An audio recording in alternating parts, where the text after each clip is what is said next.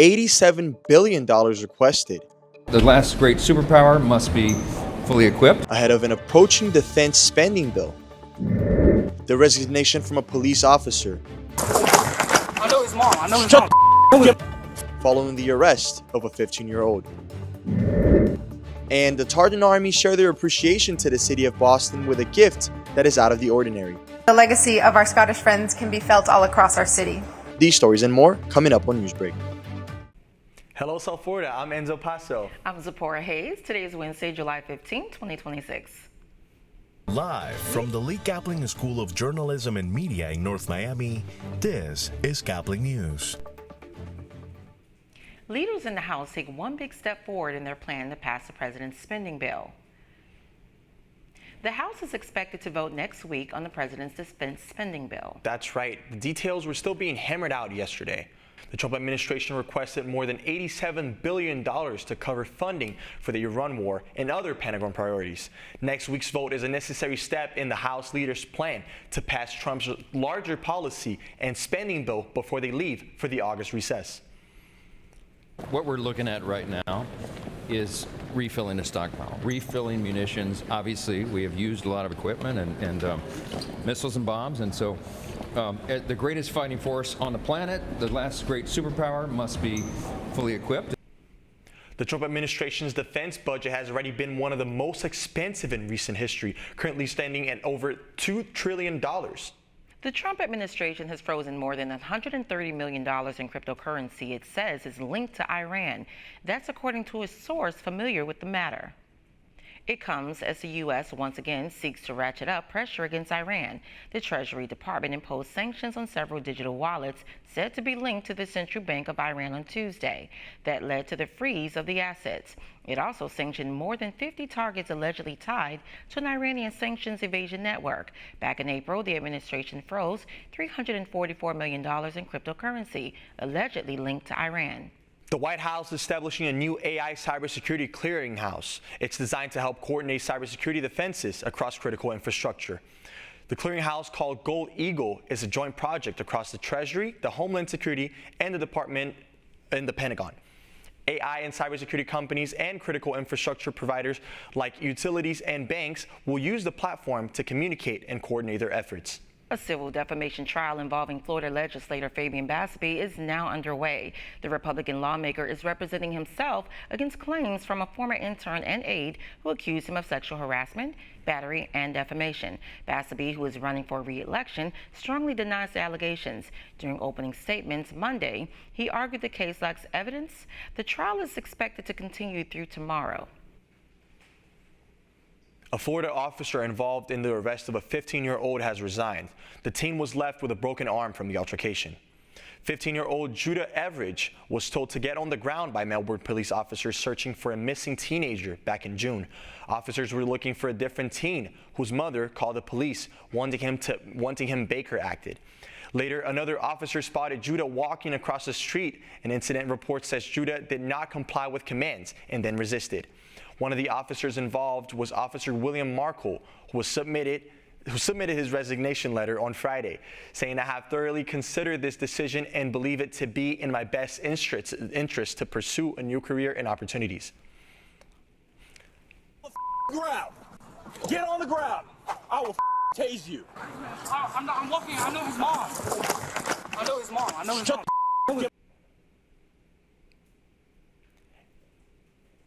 In his case report, he stated that he saw Judah reaching under his left hip into the waistband of blue sweatpants and that he gave him multiple commands to stay flat on his stomach, adding he disregarded his comments. There was no weapon found on Judah.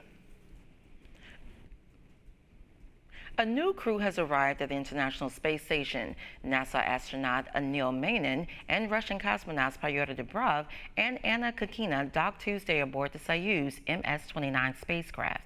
They'll spend the next 8 months conducting research and maintenance before returning to Earth next April. A quirky Scottish tradition has made its way to Massachusetts, one traffic cone at a time.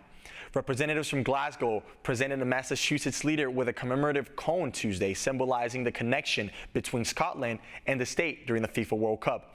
Placing traffic cones on statues is a long-running Scottish tradition that has recently spread across Boston. The peaceful invasion of the Tartan army has transformed our city, and we are not going to let you all go. To this day, the legacy of our Scottish friends can be felt all across our city. Bagpipes continue to play in our plazas. No Scotland, no party remains a favorite at our bars. And there are still some traffic cones atop our most important statues. The tradition began in the 1980s when students placed a cone on the top of a famous Glasgow statue. Officials repeatedly removed it, but residents kept putting it back, eventually turning the cone into a symbol of Scottish humor and pride. Even for July, it's been unbearably hot lately. That is right. Your live weather forecast is right next, and so is this story. I believe we will get the FIFA Women's World Cup. With all of its games over for the Men's World Cup, one major American city has turned its attention to its next big goal. We'll have a sports segment from the sideline a little bit after. Newsbreak will be back in 2 minutes.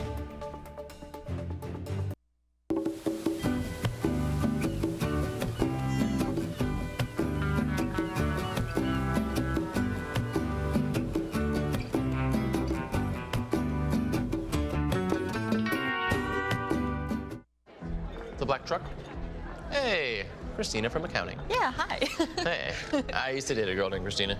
Oh, really? Yeah, and then she dumped me for my best friend. You want to see some photos of them that I took? I don't. I thought we talked about this, buddy. Buzzed and overshared again? Yeah. Yeah. I'm gonna call a car. That's a smart idea.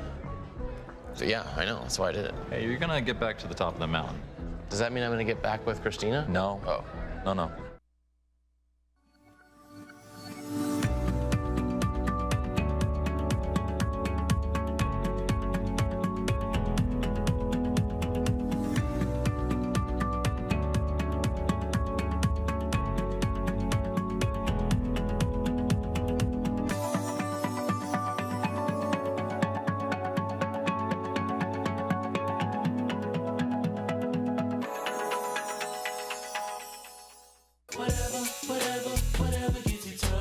There are a lot of ways to reach out to a friend about their mental health.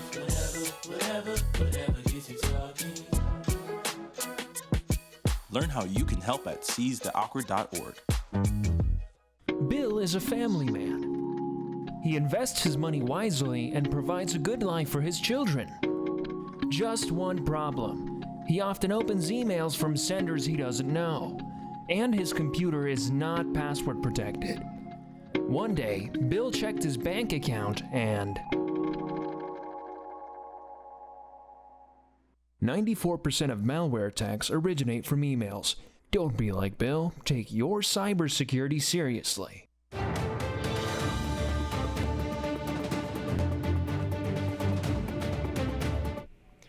A sunny start as we look at conditions outside our Biscayne Bay campus studio in North Miami.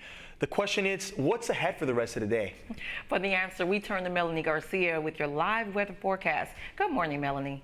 Good morning. Today is shaping up to be quite the lovely day here in South Florida with conditions partly cloudy. At Miami International Airport, that temperature is at 84 degrees and dew point at 72, pushing the feels like into the low 90s. We do have winds blowing from the east-northeast at 7 miles per hour. Look, temperature-wise here in South Florida, we're mainly in the low to mid-80s with Pembroke Pines at 80 degrees and Boca Raton through Fort Lauderdale at 84, and then shifting down south to Marathon and Key West, both at 85 degrees. Now, this heat has prompted a heat advisory here alongside our East Coast metro area, going from 11 a.m. to 7 p.m. Heat indices are going to be reaching up to 108 degrees, so do make sure to stay hydrated. Going into our tropics, it's looking quite calm. We do have some Saharan dust moving off of Africa into the Atlantic, which is preventing tropical development, except for one disturbance in the Gulf expected to move to the Carolinas, where it does have a 20% chance of development within the next 7 days. Now, it is going to be battling some Saharan dust that has settled over our region here in South Florida. And you're going to see it's going to continue to linger for the remainder of this week. But as we go into the weekend, it's expected to gradually clear up.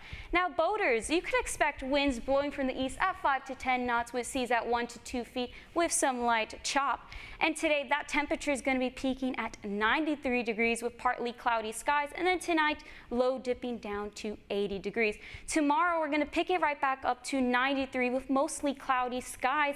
And then looking into our 7-day forecast, we're going to start off dry until Friday and Saturday, where rain chances increase to 50%. And then going into early next week, that chance decreases just a tad to 30% and even 20% on Tuesday. But do make sure to break out a poncho as you're going out to watch FIFA's bronze match on Saturday. Now, in terms of temperature, highs are going to be sticking to our low 90s, so do make sure to also stay hydrated. That's all for weather, and we'll be right back after this break.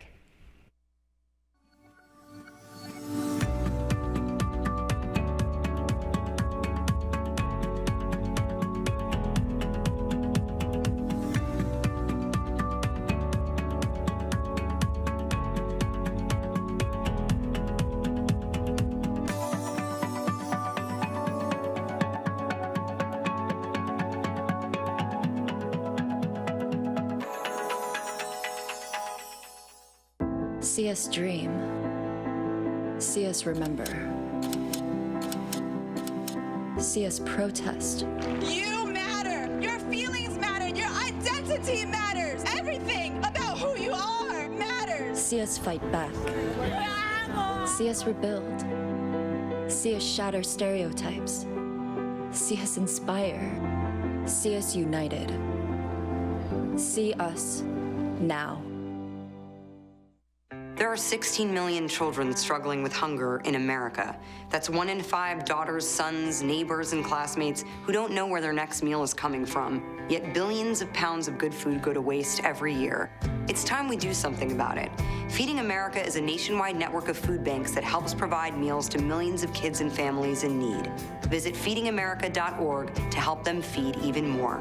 Together, we can solve hunger. Together, we're feeding America.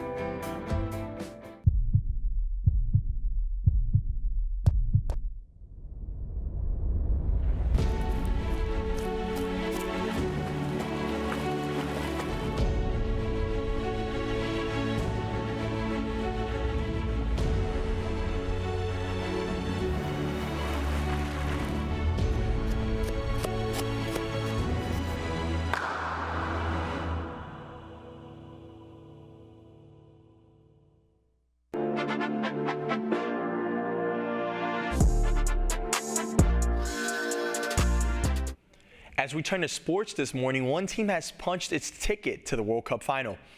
For the first time in 16 years, Spain is back to the FIFA World Cup final. La Roja defeated the 2018 champions France yesterday after an 2-0 win. In the 20th minute, Lamine Yamal drew a penalty following a cross for Marc Cucurella, and Mikel Oyarzabal scored the penalty in the 22nd. The second Spain goal came in the 58th minute with Pedro Porro.